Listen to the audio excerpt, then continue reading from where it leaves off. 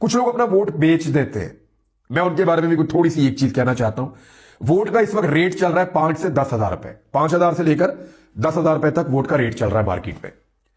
अब अगर आपने अपना वोट 5,000 का बेचा तो आपने बेचा है 5 साल के लिए।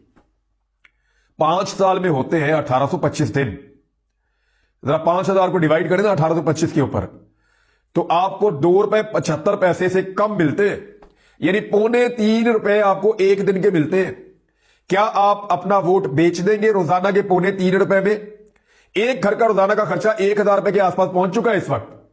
तो 1,000 रुपए एक घर का रोजाना का खर्चा है, और वोट कितने में बिक रहा है? ₹3.25 रोजाना में।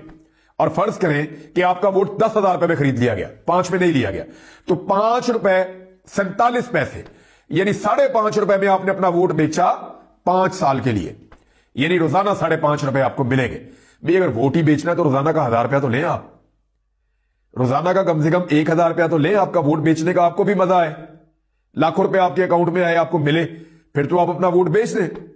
लेकिन एक वोट जब आप 5 से 10,000 रुपए में बेचते हैं तो आपको रोजाना के ₹5 मिलते हैं, या ₹2.5 मिलते हैं, ₹3.25 या ₹5.5 आपको रोजाना के मिलते हैं। तो क्या इतना सस्ता आप अपना वोट बेच देंगे? और ये वोट बेचने के बाद आप जब फंसेंगे, जब किसी मुसीबत में आएंगे, जब आपके साथ ज्यादती होगी, जब आपके साथ जुल्म होगा, जब आपके इलाके का कोई काम नहीं होगा, तो आप जाकर अपने एमपी या एमएनए से आंखें नहीं मिला सकेंगे।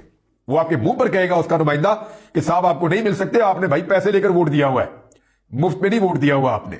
लिहाजा अपना जमीर और अपना वोट बिल्कुल मत बेचे। अपने जमीर की आवाज के ऊपर निकलकर आप वोट डालें, और वोट जरूर डालें।